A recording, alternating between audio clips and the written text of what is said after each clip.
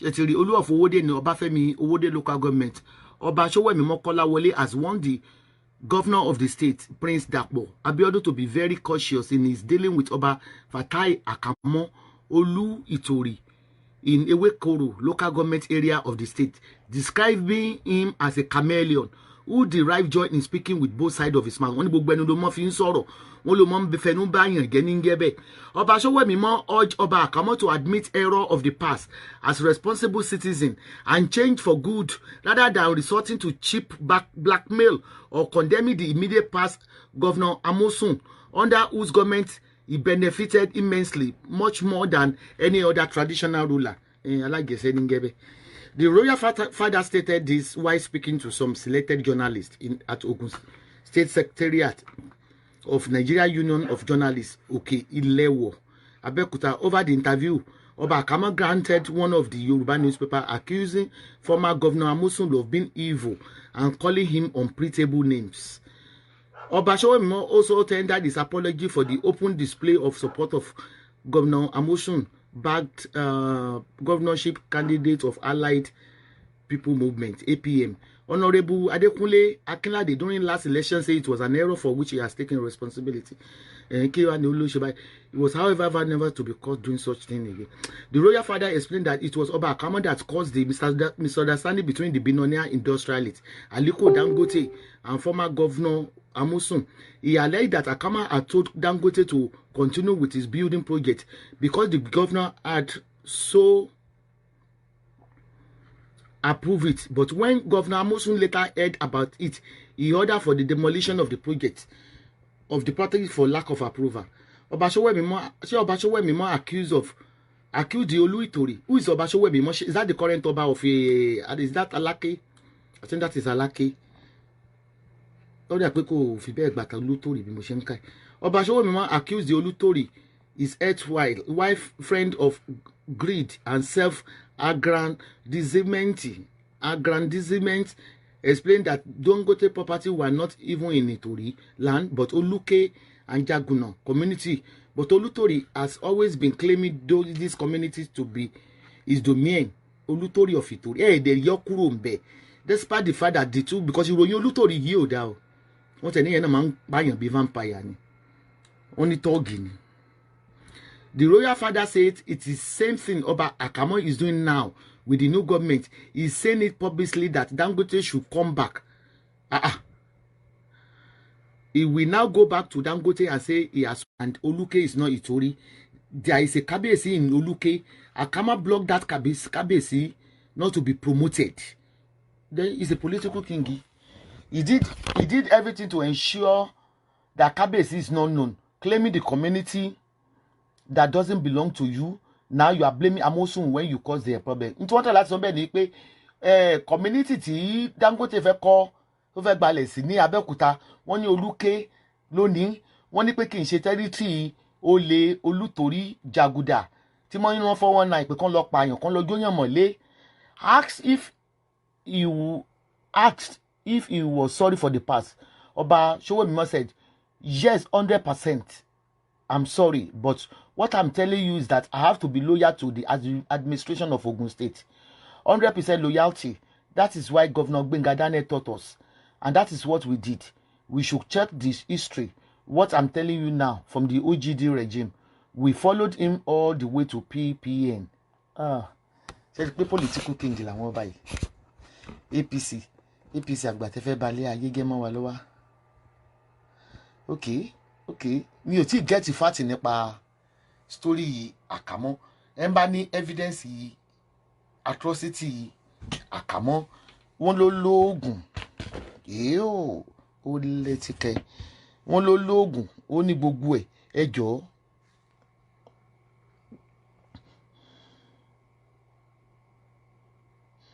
Hello ma, I want to buy the product that make bomb bigger. Please send me the link ma. Go to the website and go to the health section. You can send it in. You might be within 7 days. Or let me give you the customer service. Call the customer service. Okay.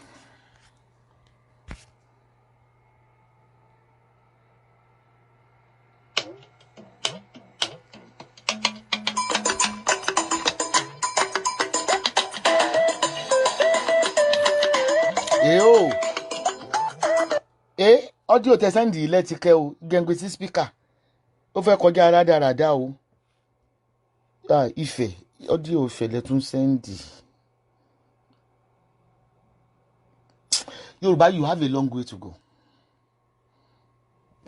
Yorùbá has a long way to go.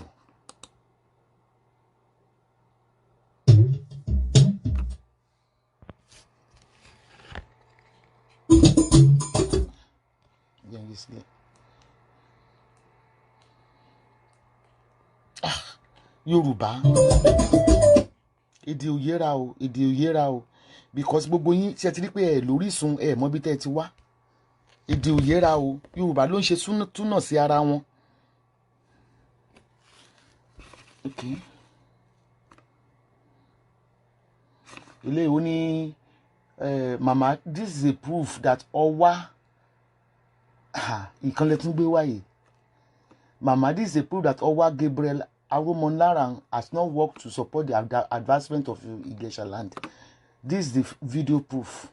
He gave two people one chieftaincy title and collect money from them.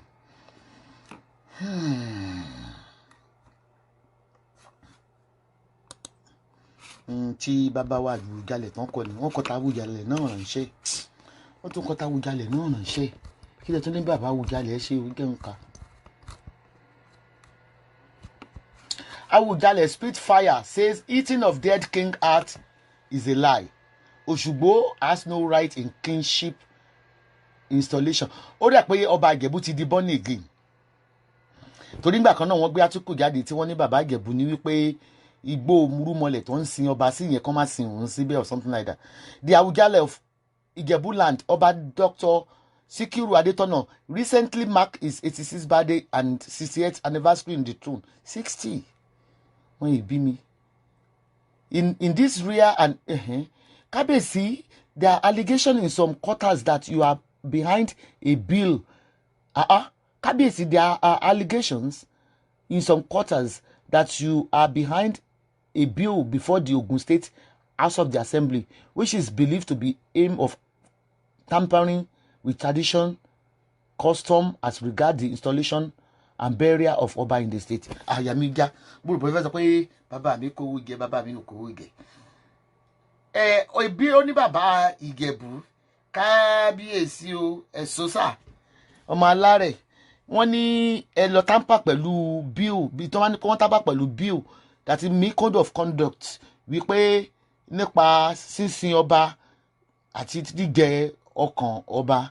Let me start by making it clear that as the Àwùjalẹ̀ of Ìjẹ̀bú land reserve the exclusive right and prerogative to the exclusion of anybody. Once I say ẹ fi bàbá lẹ̀ bàbá yìí ń ṣe nígẹ̀kúgẹ̀ mi nìka gbogbo story bàbá tẹ́ ẹ kọ síbi ìtìpọ̀jù ṣé yìí mi ní pẹ́ fi story bàbá lẹ̀ bàbá wà òkè ọba Ìjẹ̀bú mo love wọn gan wọ́n wà òkè ẹ fi bàbá lẹ̀. Òṣùgbó is a society. If you want to join the Òṣùgbó, you will go and apply. They are not àtòṣùgbó o àtàlágẹmọ o àtọ̀ṣọ́ṣọ́gbó o ẹ dákun kí lè ṣe nípa coronavirus. Ẹ má mọ̀ fi gbogbo àwọn oògùn yìí ẹ má mọ̀ fi kó wa láyà jẹ ẹ má mọ̀ fi kó wa lẹ́fi bàbá lẹ̀ bàbá ti dàgbà ẹ fi bàbá lẹ̀ torí pé kí ni èyí tí mo fi love everybody love ọba Ìjẹ̀bú for one reason tó ń dẹ̀ fi love ọba Ìjẹ̀bú ni wípé nígbà tí àwọn Jonathan tó ń gbé Bible lọ bá bàbá tó ń gbé Bible lọ bá bàbá pé kó support wọn bàbá yẹn nìkan ni ò gbowó. Lámìdí Adéyẹmí gbowó bàbá Ọ̀yọ́ bàbá gbowó bàbá yẹn nìkan ni ò gbowó bàbá yẹn nìkan ò ní ò gbowó. Ìyẹn ló wá jẹ́ kí ọ̀pọ̀lọpọ̀ kan respect ọba Ìjẹ̀bú gan. Dẹ́ bàbá wa Olúbàdàn of Ìbàdàn ọba Sàlíù Adétúnjí bó tilẹ̀ jẹ́ pé orí ètò kan ara Òwò ó lè kan ara Èdè ẹ má jẹ́ kémi ò gbọ́ mọ́ àwọn tó fẹ́ joyè ní ayé àtijọ́ wọn ń charge èèyàn fún oyè jíjẹ. Ní ayé àtijọ́ tálákà ń joyè ní ayé àtijọ́ ẹni tó bá ń tún ìlú ṣe òun ni wọ́n máa ń fún ní oyè ẹni tó bá ń tún community ṣe òun ni wọ́n máa ń fún ní oyè. Ní ìsìnrú ọkọ mi Wàsíù Àyìndé àmọye owó tó gbé fún ọba wa Lámìdí Adéyẹmí adémọdé pé owó bàtàmù òun wọ́n gbé fún wọn láti jẹ máyégún. So oyè jíjẹ mí pé ó lè jẹ oyè. Ọ̀daràn nílẹ̀ Yorùbá ó lè jẹ oyè. Ṣéṣe àwọn politician tún nìyẹn. Ǹjẹ́ ẹ wá mú professor kan, ẹ mú teacher kan. Ara àwọn teacher tó ń wà dedicated tí wọ́n gba salary tó ṣe nǹkan ọmọléèwé lọ, ǹjẹ́ fi wọ́n joyè bí? Ọ̀jájá joyè títí ó tún lọ fún oyè fún àwọn èèyàn lóyún oyè ní sitting room wọn, ó kò lódìdí Ifẹ̀. Gbogbo yín lè rí átíkù yẹn. Ó lọ sí Èkó, ó lọ jáwé oyè fún yàn nínú ilé rẹ̀, ibi tó greedy tó ya olè dé. Ìjọba ìbílẹ̀ TV, please kindly stop. Kò ní yẹ bó ṣe wá síbi TV kiri. Ọ̀gá yín ni mo jẹ́. Táwọn gbórúkọ ẹ̀ òun wá publicity ìbí àbí wọ́n wá publicity ìbí, kò sí kankan ní yẹn tí mo dá lóhùn àtògidì wèrè tí ò níyàwó ńlé cameraman ó ṣẹ̀kẹ̀ dídì. Then nípa ẹ̀yọ́mẹwé nípa ọ̀rọ̀ Almoruf tí wọ́n tẹ́ ń pè ní ààrẹ. Nípa ọ̀rọ̀ Almoruf màá mẹ́nubà, mi ní ṣaláì mẹ́nubà kí n tó gbàgbé. Mo kí gbogbo yín a kú oṣù tuntun, oṣù June. Ẹ̀yin Gemini ọwọ́ yín dá ẹjẹ́ ń kàràwọ́ yín fún yín ní oṣù yìí. Ẹ̀yin Gemini kí tó sọ ọ̀rọ̀ Almoruf láti fi kẹ́sẹ̀ nílẹ̀. Gemini, mi ò gbàdúrà kí ní Gemini lọ́rẹ̀. Oṣù yín ni. Ẹ̀yin Gemini, mi ò gbàdúrà kí ní yín ní ọ̀rẹ́. Bàṣínú mọ́ bínú o, Gemini ni ẹ́. Ẹni tó bá máa ní ọmọ tó ń bá bí ní àárín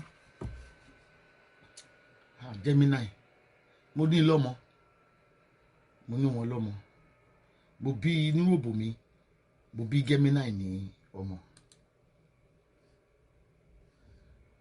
One thing get Gemini tó kọ́kọ́ gúdù fún náà kí n tó sọ àlébù wọn.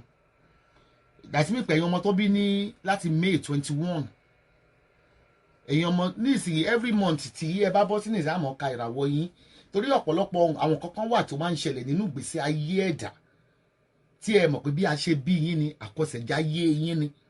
Ó dàbí bí mo ṣe jẹ́ Aries nísìn. Aries àbẹ̀rù anybody. That means Aries àwọn ọmọ tó bí ní March 24 to majority ìwà tí mò ń wù ìṣe mi, ìṣe bí a ṣe bí mi ni. Àdúrà ò dẹ̀ lè ràn.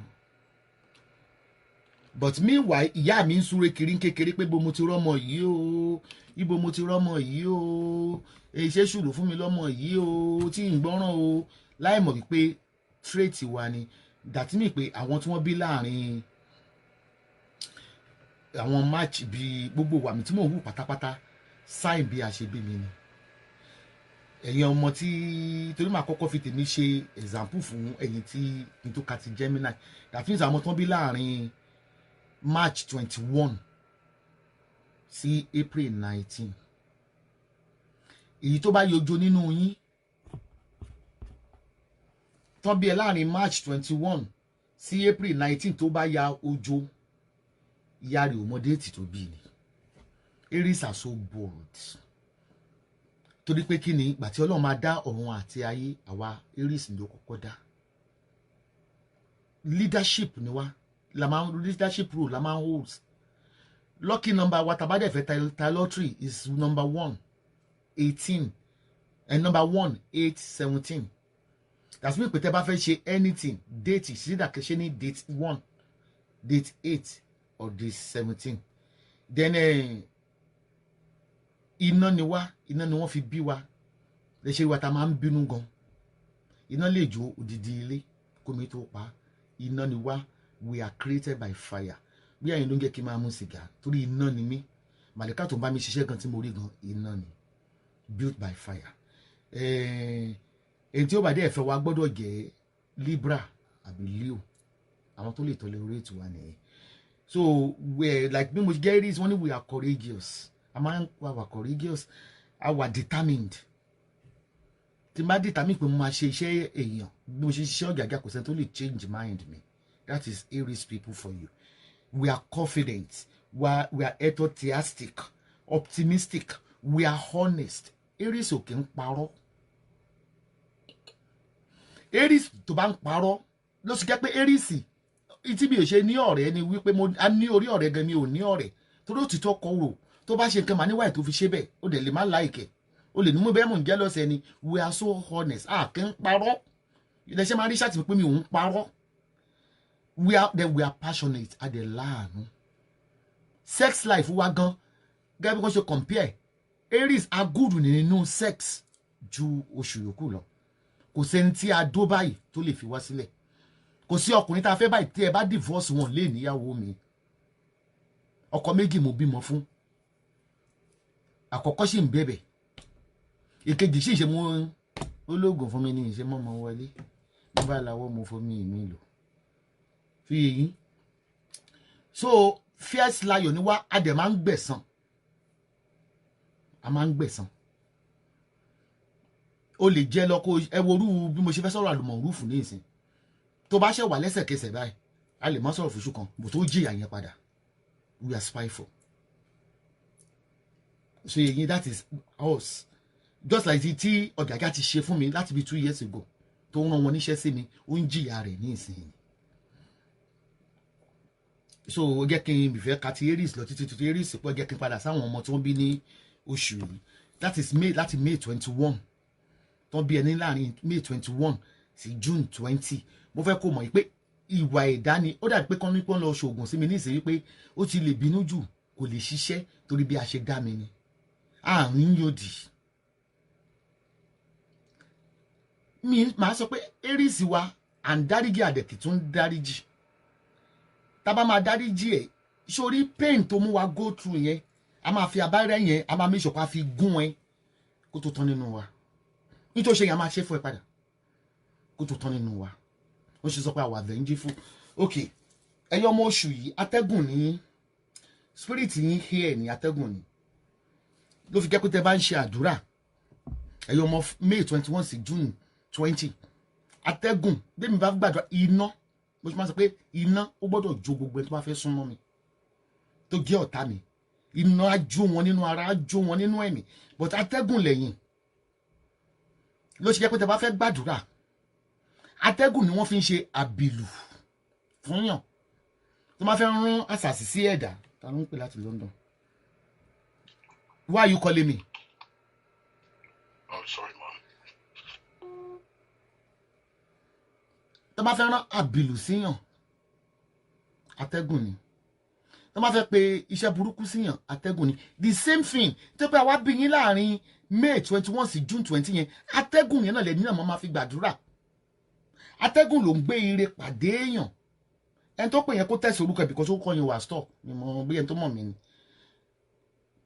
atẹ́gùn yẹn lẹ́ máa fi gbàdúrà ipe kó darí ire atẹ́gùn tó ń fẹ́ nínú afẹ́fẹ́ kó darí ire sí yín because you are built by the air agbára yín inú atẹ́gùn ló wà atẹ́gùn yìí náà lẹ́dẹ̀ tó fi lè fi ṣàdúrà fún ọ̀tá tó ń gbógun tì yín kí jì burúkú kó lọ bá wọn nínú ilé kí atẹ́gùn yìí kó fún àìsàn sí gbogbo so inú atẹ́gùn wà so powerful atẹ́gùn lè wó igi àràbà atẹ́gùn lè wó odidi ilé so powerful so atẹ́gùn then ọjọ́ tó yẹ kẹ́ máa gbàdúrà Wednesday ni fún ẹ̀yin Gemini the colour yín is light green tẹ́ fẹ́ràn jù anything light green and yellow okay agbára yín your strength you are gentle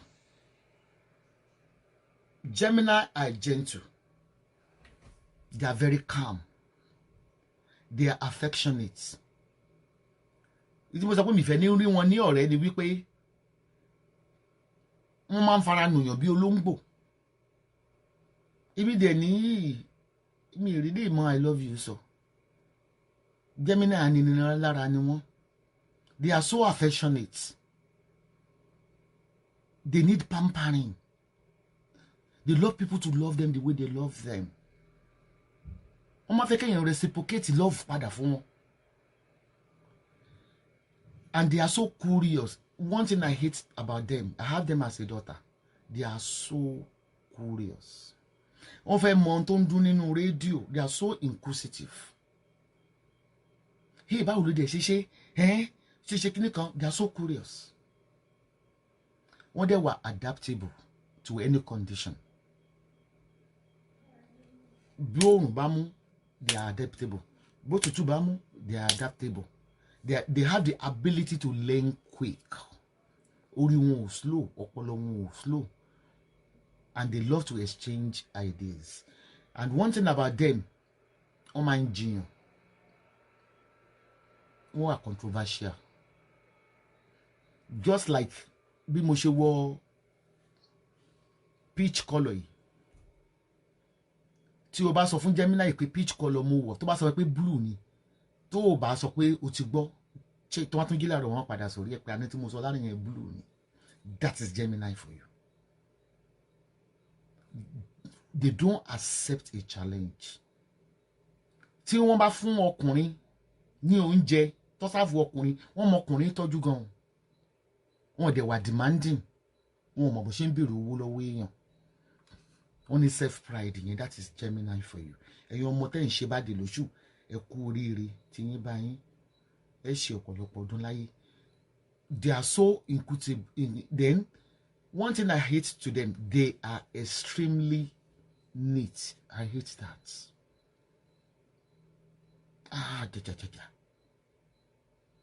Daughter mi bi tó ní tìde. That is my firstborn. Gbà mí àmọ́ fi ó lè kúnlẹ̀ kó máa fi ọwọ́ mọ́ bùlẹ̀ tí ò ní fẹ́ lo mob stick. Bí tó ní tìde ẹ̀ lè wọ bàtà wọlé. They are so clean. Cleaning yẹn ti wá pọ̀ jù. Tẹ́ bá fún wọn kọ́ọ̀pù pé kọ́ fi mu mi, wọ́n mọ̀ wo kọ́ọ̀pù yẹn ní báyìí. Bẹ́ẹ̀ ni pé wọ́n á máa pé ṣé mo dẹ́tẹ̀ ni wọ́n ṣe lè lo kọ́ọ̀pù mi. That is Gemini for you. Then they always fall in love with their partner.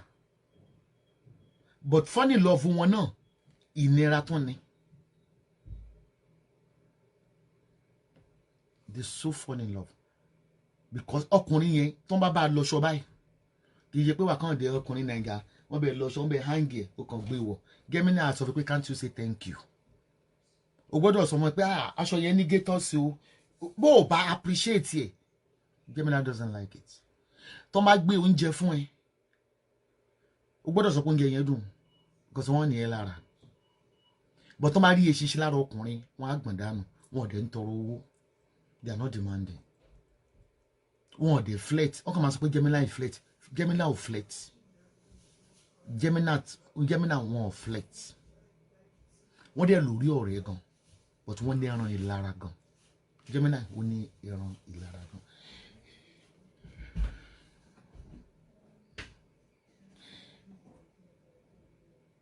They love chat. Into one like you. I like music, reading books, chat with nearly or anyone.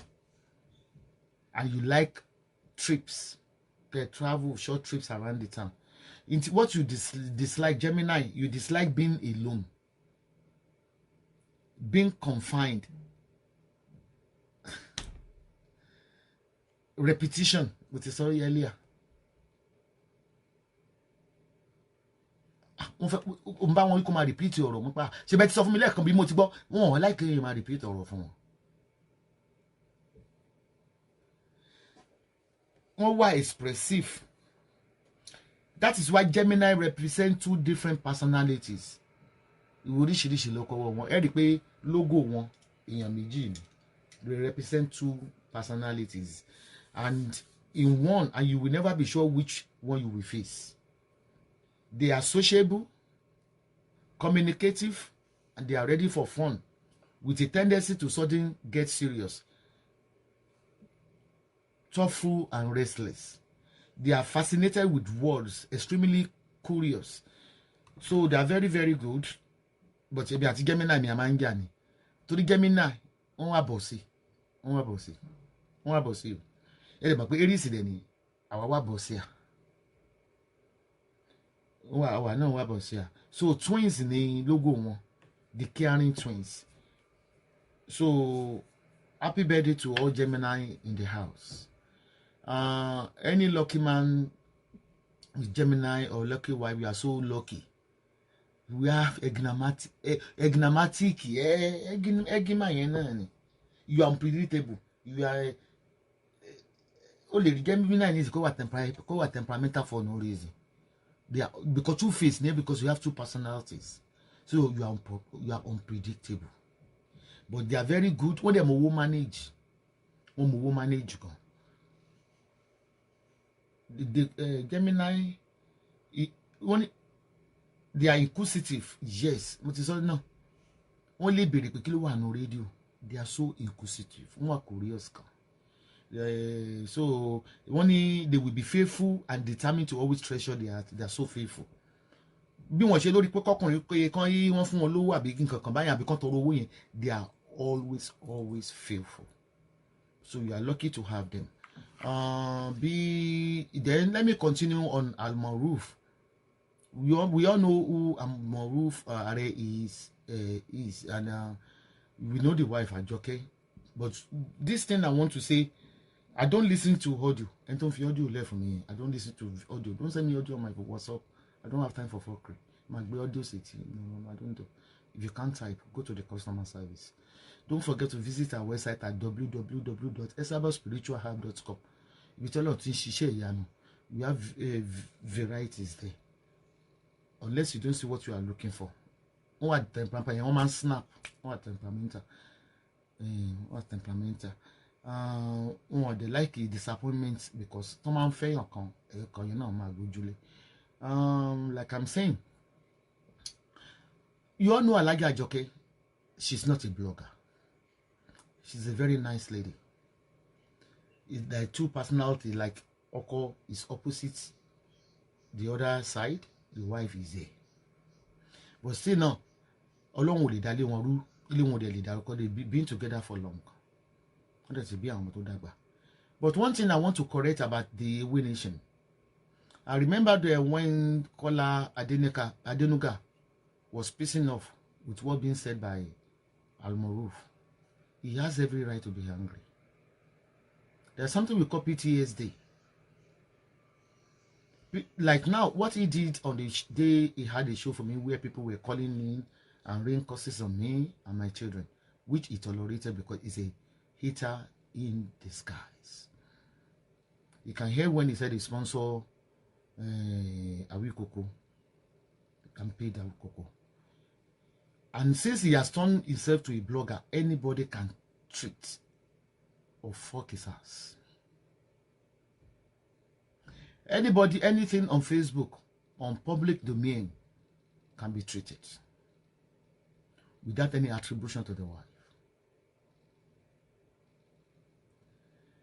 How can a ridiculed DKY that always respect him when that stupid Akile Uli 419 in US rang on his show? They were all abusing DKY for no reason, calling him names. Alayebage, Al-Maruf, Ninti DKY, you got nothing. I don't do a chat or talk to please anybody. If anybody wants to fuck up, they can fuck off. Because it's hopefully Moki Okwe kan ṣépè. Èmi náà ti ní PTSD tèmi gan. Àsìkò dé tèmi náà fẹ́ fún LAC. Mo fẹ́ promote. Ibi òun kankan nínú omi wí níṣẹ́. I keep saying, if you step out of your boundary, I will give it out to you. I'm one woman mopo. You have to respect it because, like I said, Aries, we don't act quickly if someone hurts us. When you come and sorrow, or that we can come on Facebook, you need to reply for sure. But get you a gunyaba go me by, but it's share for do. You don't react immediately. Nígbà tí èèyàn ò bú ẹ rí ẹ̀gbọ́n ló ń pè ẹ́ tó pè lórí burúkú tó pè ládàárìndìn pé olùṣìmà nìyẹn ó ní tó ní nítẹ̀wàgùn ò fáyìn tó ṣẹ́kẹ̀ tó tóbi gbà tẹ́yìn bá mú fùfù tó dì sí correct and you are so paranoid onímọ̀ ní àwọn ará mílíọ̀dì kan ni wọ́n ń ṣe kinní kan bí o bá ṣe rere ara kì í wà yọ. You are so rude. And you're a woman, you're not a man. tẹ́mi gan bá fẹ́ dí pẹ̀lú tó ṣe ń jọ yẹn. So I have that video on my YouTube. Do you see all the causes? O ti ń plan evil for me for a long time. Because ó lọ sanwó fún Awíkoko lẹ́ẹ̀mẹ́ta, ó dẹ̀ gbọ́ta Awíkoko máa ń bú mi. So it means you are behind it. You are behind it. Alábòsí ọkùnrin ni ẹ́. Ìyàwó ò ní ẹnu ọ̀rọ̀ láti sọ pé wọ́n ń bú ẹ because you are a blogger. And you step out of your boundary. Túlétúlé ni ẹ́. Èmi ò rẹ́. Ẹni tó bá fẹ́ kọ́ fi adé òun dé òun, ó ṣẹ̀ṣẹ̀ àwọn ọmọ ewé gan tiẹ̀ sọ pé ó ti ṣe show kan gbà kan rí tó insult lórí show. I didn't see that show before the Lamidi Adeyemi's case. Kábíyèsí. Ó tún wọ́nà tipẹ́tipẹ́. I will still come to reply you. I don't act immediately. I don't give a fuck. I don't give a boat. To the extent you allow people to call on your show, bringing curses on me. Who ṣe wo tìyàwó ẹ̀ mọ́ mi? Ó ṣe wo connection tó wà láàrin mi àti ìyàwó ẹ̀. Ìwọ ni ó dá níwájú ó dá lẹ́yìn. Ó gbé gbogbo irun, ó fi há kọ́kọ́ rẹ̀ kọ̀rọ̀ ẹ̀kẹ́. Tí ó bá ní attribution pẹ̀lú Awíkoko ni, iṣẹ́ wo ló gbé fún Awíkoko? Gbé fídíò yẹn jáde torí mi ò rí ibi tó ti kí ọba Ọ̀yọ́. Ìbú ló máa ń bú mi. Tí wo bá ti lè respect ìyàwó ẹ̀ pé okay, my wife love this woman and I don't like this woman, but you should give me that regard. Ìgbà tó o lè tijú fún mi, èmi náà ò lè tijú fún ẹ. O lè tijú fún mi. With all the derogatory comments, you allow those Ayetapa on that day, they occupy your shots. Even your wife called you that they are abusing me, you said you are not reading. Ó ṣe máa jìyà. Má bá ní ẹ lọ́rẹ́ tán, gbogbo ohun gbẹ̀n wà wá fa wọ́n wá rí ìlà tó kọ. Torí ìlà yẹn ṣe máa hàn. So you allow DKY to venge. How will you like it? And then you bú. To sọ tẹ́yọ tó náà máa nà lórúkà. Bàbá yẹn ti respect ẹ, ó dẹ̀ ti bust ni. Kó dẹ̀ máa lo bẹ́ẹ̀. Kó máa lo bẹ́ẹ̀. If you respected your wife, you spoke to me. I didn't bring that show. Wait, nǹkan báyìí ló sọ. And you have that audacity. Ìwọ ṣe wo láyàwó tiẹ̀ kó rò mọ́ mi. Túlétúlé ni ẹ́. Èmi ò ní business pẹ̀lú ìyàwó ẹ̀ torí kì í ṣe blogger. But tó wá jáde fún dọ́là bí mo lè jáde fún náà. I don't give a boat. Kí ni nǹkan tó ní tí o fi ń bú ọmọ tó ń respect ẹ̀? Ẹ̀gbọ́n. Ó dẹ̀ ti já jẹ́ nìyẹn kó máa lọ bẹ́ẹ̀. Àgbàlagbà tó bá sọ ní àgbàdo mọ́dì, adìyẹ máa ṣájẹ́, ìbò fẹ́ gbajúmọ̀ ni. You have double personality. Túlétúlé ọkùnrin ni. You know why I'm giving it out to you? Because you're a blogger. A blogger can face a blogger. But ma promote any. No, I promote it. I don't know why you are hating. Oh, yeah, she must shout it for me. So yeah, can you share way? Okay, similar in so many ways. Man, baby. I'm a roof. Man, baby. My test on the table, my cocoa, see, I need it. Come back with my yellow derube. You are only 50. Man, what can we? Me, then, no, Beno would you check to work on no Beno would you go to get it. I want to tell you about it to the Shugepo. You might to the Ipugeshuni. If you really do love your wife, anything concerns her, you will love them. You are evil. Evil, Gideon. And she was also wolf. I will cocoa.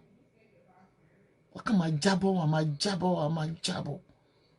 You mean to watch your way, Lara Nisi? You bring it on. My baby. Be on my crutch.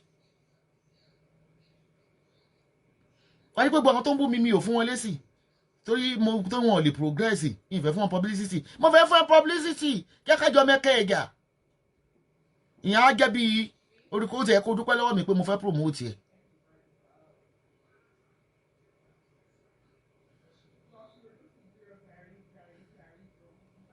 ó ṣọ́ rẹ̀ gidigidi ilé lẹ́mí ń ṣe ní àárín fi mí díwọ̀n àwọn tó bá tó lé yín àdàbí tí mi ò bá fẹ́ rìn lọ́tún mọ̀ pé ìjò ni ọ̀ka ni ní kàntàn.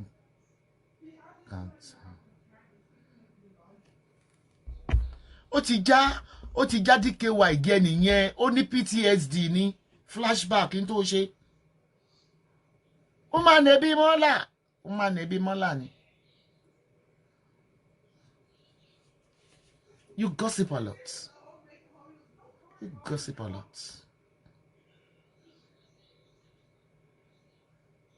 Yahweh even was crying, was even correcting you. We should be man. Ìbẹ̀rẹ̀ ìyá kankan. Ní lè ṣe show fún ẹ lẹ́ẹ̀mẹ́ta kó má fa irùngbọ̀n. Torí ni irùngbọ̀n yẹn máa re bọ́ fún rẹ̀ ni. Wọ́n dẹ̀ rí gọ̀m̀bọ̀ tó fà.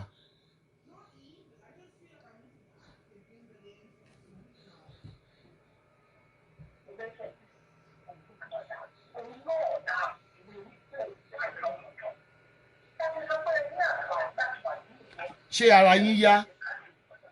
Ṣé ẹ sick? Kí lẹ pè mí fún?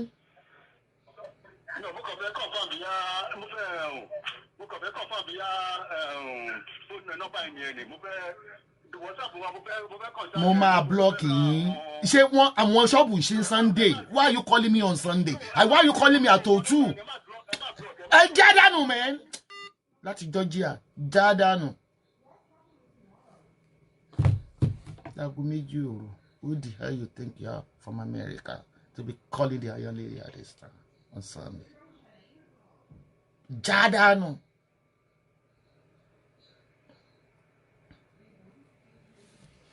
Oko jẹ́ gidi gan. Ibi kan ti wá ní PTSD by flashback. Ibi kan ti wá ní PTSD. Flashback, post traumatic disorder.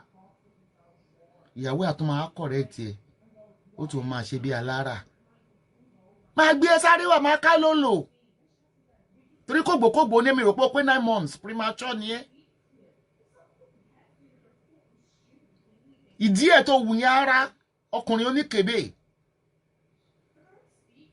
ẹlẹ́kẹ̀lẹ́kẹ̀ tèbí tọlọ́kùnrùn irun àgbọ̀n ààrẹ jẹ́ if you are proud of Ọ̀yọ́ fáànù gbẹ kan rí láẹ̀kẹ́ ṣọ́ra ẹ̀ gidigidi tó gbẹ ẹ̀yìn tẹ̀ ń wọ́nu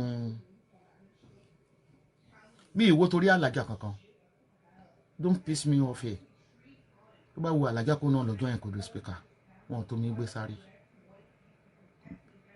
kó wọ́n torí òun torí àlàjá àbẹ́ẹ̀rí ṣáàtì tó ṣe ń jẹ́ yẹn ni mo lè máa download ṣáàtì yẹn máa gbé sórí wọ́ọ̀lù ni ṣáàtì tó ṣe ń jẹ́ yẹn ni who the hell you think he is? And he has nothing. When you look ọlọ́pàá Maryland ni èmi ló ń fi ẹná ọlọ́pàá ni yìí mọ̀ pé wọ́n gba ọ̀kọ́là bó sọ bẹ́ẹ̀ náà mo ní bóun ọlọ́pàá ṣe á ní irun gbọ̀n báyìí ìjọ tó ní kí wá Maryland kí má wọlé ọlọ́pàá ni ó tó mú mi parọ́ mo wá ń dẹ́kọ̀ àti lọ́lọ́pàá ní USA ẹ gbà wá o ọlọ́pàá ni yóò wá gbé mi o àṣemọ́dá fọ́ká ni ẹ́ ìwúrọ̀ pé ó lè yẹ̀yẹ́ mi kò go score free sónú ẹ̀kú ni ó sọ mí donírọ́ mo wá tó ń fi ẹ́ tírẹ́tì mo fi ẹ́ pó wípé èèyàn máa yé tó má bí yín re ọlọ́pàá lọ́kọ ayẹyẹ àti òtí ẹ̀sùn mọ́ ọlọ́pàá rárá ó wí bẹ́ẹ̀ náà àṣekọ̀sọ́ kọlà nínú àwọn ọlọ́pàá Amẹ́ríkà èmi ni wọ́n tó ń gbé sí ìsìkọ̀ mi. Almoruf Wankeshegeya. Read my lips. You can't go score free. Mo ṣe rẹ mi mọ̀ kó máa fi fún ẹ dé sí náà. That is serious for you. Mo mọ̀ pé mo ṣe máa fún ẹ mo wà vengeful kan. You can't go score free. Ìyá Ifẹ̀ ló ń jẹ lọ́wọ́. Ìyá owó tó fún ọ pé kàn lọ fọ́lì mi ló ṣì ń jẹ lọ́wọ́. Ó dẹ̀ máa jẹ lọ kó máa lọ bí.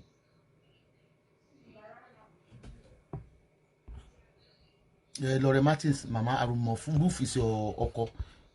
ìyà ló ń jẹ ìyá àjọ ìyà ń jẹ yín gidigidi ara yín ò yá ìyá àjọ inú mo rò pé ọlọ́pàá ni mo ṣe ń pè lọ́kọ mi náà gbàtí mo gbọ́ pé àmọ́ pé iṣẹ́ bàtà mo bàtà mo kọ́ńtẹ̀ pé mo lọ́kọ ọlọ́pàá l'Amẹ́ríkà àṣé bàbá ọdẹ ni ó fi yúnífọ̀mù security ó fi tan ìmípọ̀ ọlọ́pàá Amẹ́ríkà lò òun bọ́ àkọ́ àwọn ọlọ́pàá àwọn staff òun pàdé mi ó tún yí mi lọ́yàn sẹ́yìn ní èjì mi ìwọ tó lè sọ Yorùbá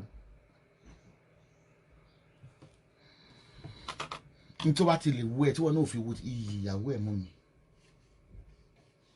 ó sì máa jìyà ó sì máa fún ilé sí o èmi yàtọ̀ sí KDKY tó sọ̀rọ̀ èmi tó sì mọ̀ pé ó máa jìyà and I swear to God èmi àti DKY ẹ̀ sọ̀rọ̀ ẹ̀ ó ti já DKY jájọ́ ní PTSD àmọ́ Rúfà ti ní PTSD báyìí ayé àtàn sọ pé ò bọ́ bá tán má pè ní ọkọ mi mọ́ láyé ọdẹ ní fákìtìkìtì tí mo fi lè máa tún mú ọdẹ ṣọkọ tẹ bá gbé mo ṣe ń dán wọ́n ti mú mi lónìí ní lápá òkè náà ẹbí mo ṣe rà husband má ti fẹ́ kí àwẹ̀ ọlọ́pàá lọ kó ẹ̀ ìwọ ó ti wẹ̀ pálágbáyé lọ̀gá múgùn ọ̀rọ̀ wọn mú náà ohun tó lẹ́kọ̀ọ́ ilé ọkùnrin olófòfò. So visit the website wa at www.esabodspiritualhub.com. Èyí tẹ́ bá fẹ́ ra ọjà ẹ tètè ra pápápá ẹ mọ̀ pé mò ń lọ sí second country mi láìpẹ́ má dẹ̀ lọ yóò pẹ́ kí n tó dé do àwọn staff wa máa ṣiṣẹ́ lọ security tí ìdẹ́ ti wà yín tààtì gidigidi ó dúpẹ́ lọ gbogbo ẹ̀yin tẹ́ ẹ̀ ran ẹgbẹ́ ẹ̀ lọ́wọ́ then nípa ti empowerment group tí mo ṣí mo títì I don't know how you people are getting inside maybe because we open it with a page. Nobody can apply there without their approval.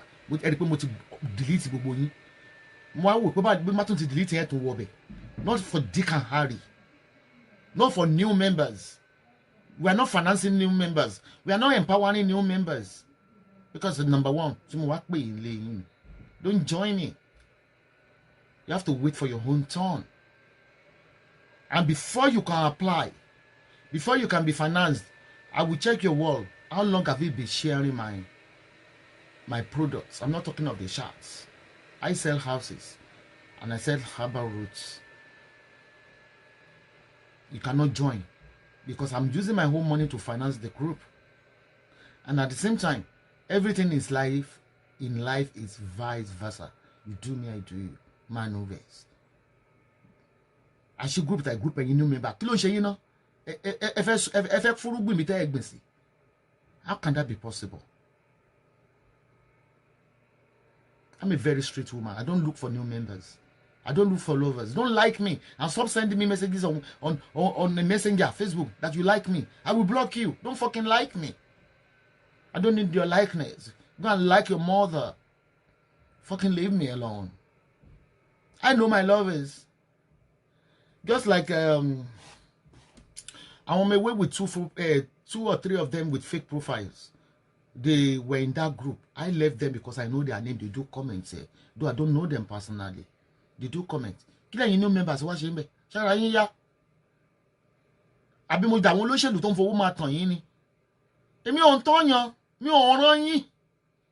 I work for my money. So I told Basunu Alima to open another group. And there's not going to be any admin except me and Basunu. And everything will be strictly approved. I'm not sharing my brain with anybody. I want to share it with the people that have been with me in the past and currently. Okay? Do I make myself right? If you want to be on my way, you comment. If you can't comment, you fuck off. Because I don't got it, pátápátá wọn wọnú inbox yín pé why you commenting you block them off because I don't got it now. Pátápátá wọn abu yín and so what if you cannot gain your confidence to stay on Facebook instead of being a silent watcher? How will you take Oduduwa? How will you confront all these miscreants of politicians? How will you confront them? Cowardness. No ló ń ṣe yín tẹ́ fi lè sọ pé àfẹ́ interfering. So that is part of the empowering program to stand for your rights. even to become a progress person in life, to be successful in life, first of all, you apply a confidence. Because ẹnu kìnìún lówó wà. Ẹnu kìnìún lówó wà. Tówó bá easy ni kò sẹ́ni tó máa lówó. Ẹnu kìnìún lówó wà.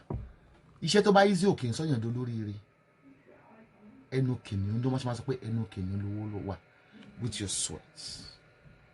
Regain your confidence. Who's guarding you on Facebook? Why can't you comment? No, even not to abuse anybody. Like if I'm praying now, why can't you say amen? Why can't you share? Then when you're and get and was you was helping me pay if bami taile. You don't need to tell me you want to buy me taile. Please don't come inside my WhatsApp. If you see a buyer, the price is on the website at www.esabodestateagent.com. We are not increasing the price. No. This is the price. If you lay home, if there is serious buyer, you get a percentage. Don't come, we pay, you can text me, I will block you. Don't come inside my WhatsApp. Because time waster in Nigeria. Time waster. If you see someone that wants to buy property from us, everything is confidential. Everything about my work is confidential. My blog is confidential. Because I got 3 million for me, I 10 million for me, for me information. I don't work that way. I'm not a newbie blogger. I don't. Me phone information lie. To remove a risk life away. I don't work that way. So if you want to, it's for your own benefit. If you want to be a team, but you don't need to tell me. Share my pay. You let it know material what more for you get your own percentage. But make sure you bring a very serious buyer, not a time waster. When you are sure of them, you have the eyes with them, and you have talked about it, then you come to me for a conclusion. Okay? So you could take them to the website, let them solve. If they are not seeing what they are looking for, you need the video for that property, you can inbox me, I will send you the video and forward to them. You don't need to be, I don't need to be calling you or talking to you. No, please, I don't talk to anybody. Okay? See, my so quick, my baby tally, mfun ala empowerment now. Mundali meter. Mulawa waiting customer tajo ma pade in Turkey, that's USA. Ṣé gbọ́, fẹ́ kí rówó lórí ẹ̀ ni. That is all about the empowerment program. There's lots of businesses I'm going to introduce to you. We want to see your stand. If you are going for apprenticeship or you want us to finance you, but strictly for me, old members, not new members. And in Nigeria, man take Mickey. Inbox join, but I have to recognize you. I mean, she church don't support the church for the first time. The first comer. It was waju. If you number, we don't do that here. We don't do that here. If they're going to attack you for sharing my show, which I understand, which is understandable, what of the houses? What of the houses? What of our harbor products? Is it for that Iron Lady Margaret Thatcher on the throne? I don't have time for rhetoric. So thank you for listening to me today. Happy June. It's very hot and humid in abroad now. Highly hot. I don't like summer at all. I love cold weather. So thank you very much. I have some furnitures to dispose. If you are looking for furnitures, you let me know. And I have 3-bedroom house for rent. 3-bedroom house for rent. If you are interested, text me. Anything you want to ask me officially, text on WhatsApp first. If it's needed, if it's compulsory, I will definitely ring you. Don't call me, I hear phone call. I will ring you. No social welfare. Those that have been calling me from Ireland, no social welfare. No social welfare. You must be professional. It's in very good area. In Lixley, professional area. 3-bedroom house to let. If you're interested, 1 month rent and 1 month deposit. You come in for the price. Thank you very much. What else? If you are interested in buying properties in Turkey, except from Nigeria, you want to go on finance, we take you to the bank. If you have all the requirements, they will give you 50% of the asking price, the finance. That means if you are professional, you're working. It doesn't mean that professional to be a professor. You can be a cleaner if you have an ongoing job, but you must have 50% of the asking price, and the bank will finance you. Even when you are living abroad, you don't have the citizenship of the country you are residing. Ordinary Nigerian passport, in as much as a stamp of abroad there, they will give you the finance. Okay? They will give you the finance. The bank will finance you. We've done it in the past. We did it for a couple of people. So let us rule it in Turkey. Turkey is very safe. I have some couple of houses people ask me to sell for them in Nigeria, but I'm not interested in anything in Nigeria. But if you're interested, there's a video of 2 beautiful furnished bungalows, new bungalows, completed in Akpata area in Ibadan. It's from direct from my own junior sister that lives in UK, highly furnished to European taste. If you're interested, you can call me for that. But though, if you want me to advertise for your property in Nigeria, some people have been sending me text from Ghana as well. Let me tell you something. I'm not gonna do it. I don't advertise. You pay for the advertisement. I don't need the commission on the house you are selling. Just give me your advertisement. I give you my rate, then I will advertise your properties for you. Then our book is about to come out now. I show you. I think the author is going to release the book in 2 weeks' time. It's going to be on Amazon and some few bookshops in US and in Ireland here. Is the title of the book is Esabod from Grass to Grace. I'm a professor, a lecturer at University of Ibadan. I'm interested in purchasing an appointment in residential in Istanbul. Okay. The exact location of by this I mean address so that one will know where exactly the building is located. Other information on the issuance of permanent residency once a permit is raised. Whatever professor that sent this message, I'm going to reply you. If you're going to buy properties, you are allowed to call me on WhatsApp. Text me first, or text my customer assistant. They will give you a code, and they will send the code for me to call you. You call me so I can send you some video. We have parties in Istanbul, everywhere in Turkey. Just tell me any area in Turkey. I'll be there for 3 months or so. So because I need to open my office there, I have a shop. The shop is now open on Monday. They allow shops to open back on Monday. So I'll be there and I will talk to you. There's lots of businesses you can do. If you want to live a very peaceful life, Nigeria is not peaceful. It's where you live. When you buy property in Nigeria, you'll be living in fear, lack of security. But when you're in Turkey, you can start a business with 5,000 euro. You know that? You can open a shop with 5,000 euro in Turkey. That is why I love it. Because the way the Nigeria commodities are so expensive, their salary is supposed to be reduced and their accommodation. It doesn't work that way. But in Turkey, due to this value of the money, everything is so cheap. To get shop is cheap. You can start a news agent, you can start a restaurant. Once you buy a property from 30,000 from us, at the moment we have only 1 flat, and because some that person is giving it out, I think in this money is 25,000 and it's cash. I mean euro. And you will get your residency. If you have wife, you can get a residency for your wife and your children as well. You can move. You can open a shop. You can do anything. You can trade. Be your home boss. There's a security in Turkey.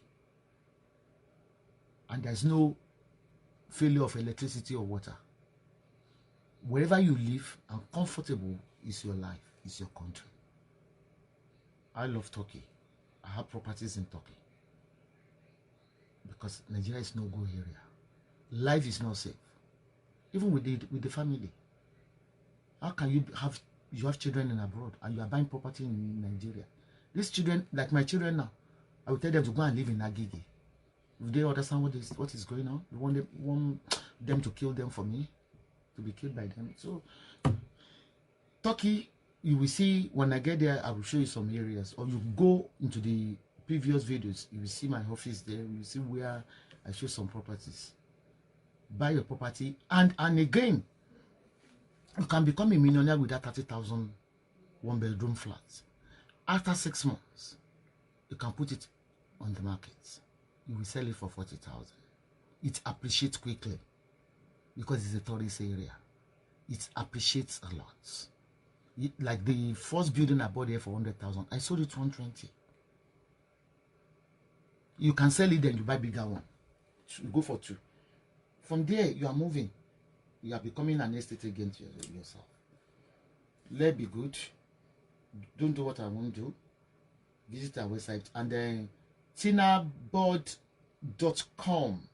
tinabodbeauty.com will be launched this week, where you can buy all your, for the biggest bottom, breast, natural hair, wigs, everything, any sex product, vibrator, anything.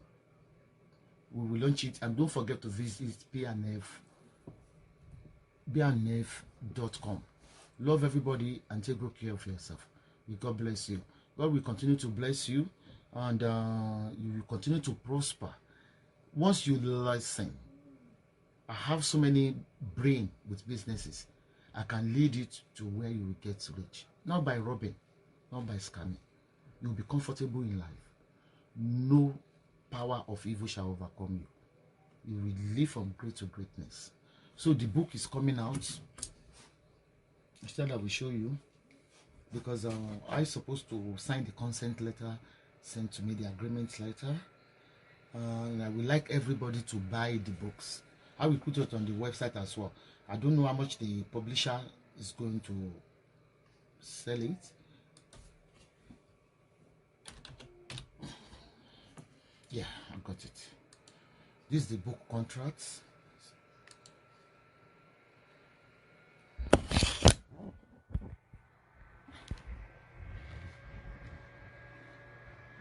So the name is Esabod One Woman Battalion, Guided Bombardments.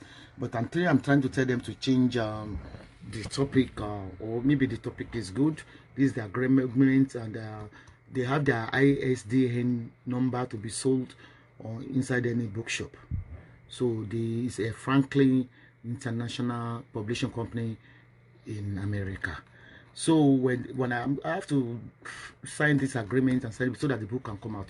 So congratulations to We Nation. We are making progress. We are advising whether people like us or not. Even the haters knows that we are saying the truth. It's just they are just hating. They are wasting their time, while I'm using their own time to progress my life. I know what I'm doing. Nobody can defeat me. Nobody can shut me up. Esabod is known all over the world. Thank you. I greet Pastor Falabi Michael. You are just coming for service. Thanks everybody. Lara Timiade, you're welcome, and God bless you. Tony King, how are you, darling? Everybody has to buy that books if you love Esabod. You will see so many secrets you have not heard from me. You will see so many secrets that you have not heard me about my personal life. That we give you an encouragement that God can return the joy of Zion back to you at telling age, regardless of your age. Your star will shine regardless of your age. You will see so many secrets you have not heard on life. Thanks you, and I love you. May God bless you. We need to organize get together. We need to organize get together in Yomiwe in Turkey. Maybe when I get to Turkey, like I said, we start our spiritual center, our sanctuary. We meet at the beach. If possible, I'm going to host you in Turkey. See you. Take good care of yourself. I love everybody. Basunu, Alima, thank you very much. Kokoaba, how are you, darling? Kokoaba Beauty, for your beauty products, contact Kokozaba product, I will continue to say the truth regardless of your threats. And if you are bringing any job for me, you will pay. Any lucky customer for this Fashashi? It's 2. I bring the 2. I have 2. They are original from the airport. They have the certificates. I have so many glasses here that I'm trying to give out. Let me show you. It's only the away nation, oh, new fans. New fans, don't come for you. I've got nothing to offer you, new fans. Before you can be, you have so many glasses to give out here.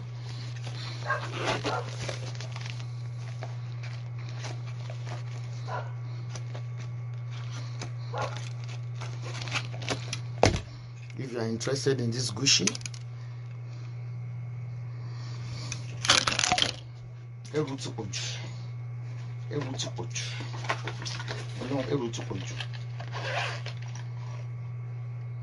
this is Fendi.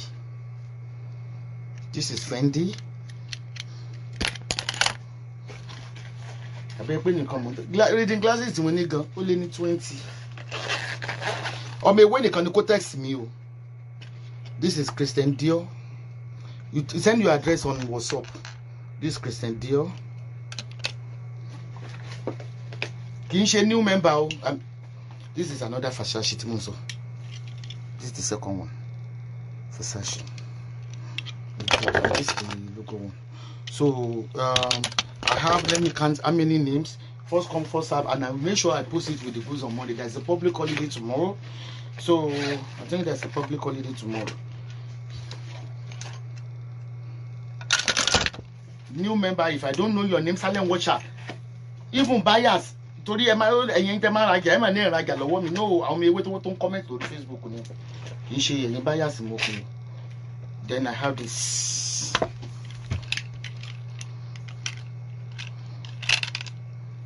This designer. And this is the second designer. They are all Gucci. So if you are interested, then I want batami no. Me pop to me I'll use size 43. Last year, you know, most send the bata someone canton la won fe bata.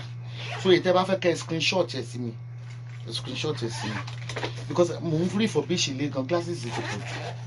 Glasses is too good. I feel be fishy.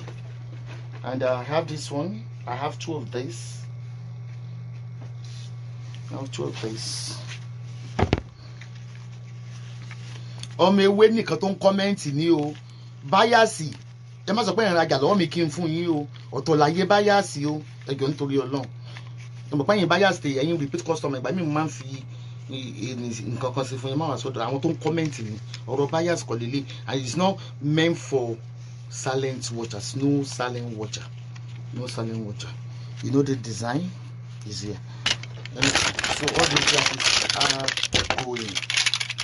I always buy my glasses at duty free and hot glasses. They call it sunglass hot. You see me back again, my glasses. I feel be a fishy. I feel be a fishy. Glasses is too much. What is it to put no motor? What should put no motor no? What's running no cast? So if you are interested, I will acknowledge your. Ṣé WhatsApp ni wọ́n tún máa lọ dirty ẹ tún máa fẹ́ wá dirty WhatsApp ni Ọlọ́run. Ẹ ṣe sórí Facebook Messenger tó máa fẹ́ wo page yín. Ẹ ṣe sórí Facebook Messenger pẹ̀lú fake name or whatever. Ẹ ṣe sórí Facebook Messenger. Ṣé yín ẹ ṣe sórí Facebook Messenger only 2, 3. I love this. I love this. 4.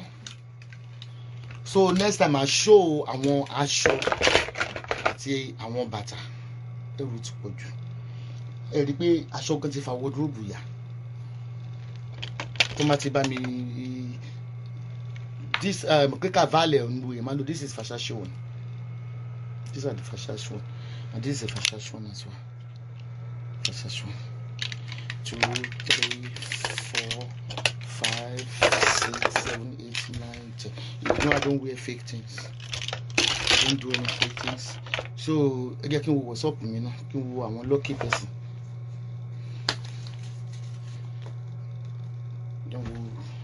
Don't send this in. You then don't write your name alone. You write your Facebook name, your fake name or whatever to film comment. Phone to put you. Even if it's phone or soft phone.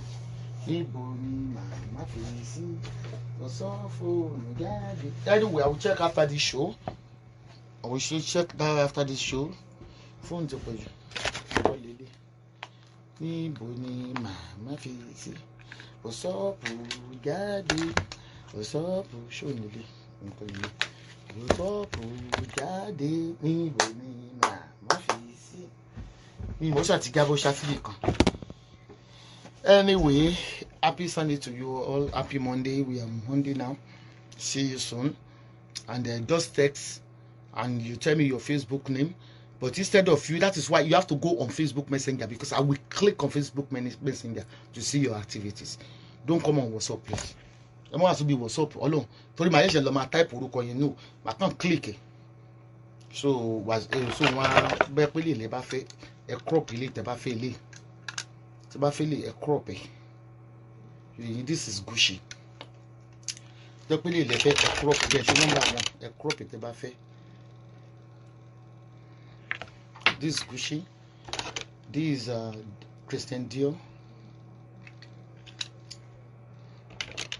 Gucci. This is Fendi. This is also a Fendi. Gucci. I want to look at it. I want to look design it. That way design actress kan ní Hollywood mo ní Hollywood kin so ti messenger ni ẹ lọ tẹ́ bá wá sórí WhatsApp ma block ni so ma lè clip activities in, and you know your address is very, very secure with me. I don't tamper with people's address, and even if it's not by force, if you don't trust me, don't apply for it. Silent watcher, don't apply for it. Don't apply for it. New members, don't apply for it. I won't give it to you. I won't give it to you. I'm so bold. Momingo. To be a member, you have to fight for it. And this is a ribbon. If you want this ribbon, you see the logo. If you want this ribbon to put your glasses to make this is a ribbon. So I'm taking this. This one is going as well. To turn it to recommended, or you use it like that. This ribbon. So. I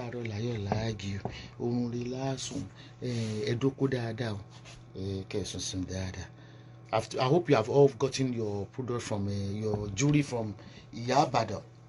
Contact Esabod for all your jewelry. Contact Eledumare for fish pond. If you want to participate, if you want to invest in a fishing in Nigeria, so Eledumare. And so only on my way are allowed to advertise. Are allowed to advertise on our website. I mean on our page. Everything is on my way. I want you to tell me to pay. Sorry, work by one. I bought all money dada. Tabati money dada. You buy all serve to get it. So Bushirini, love you. Good night and bye.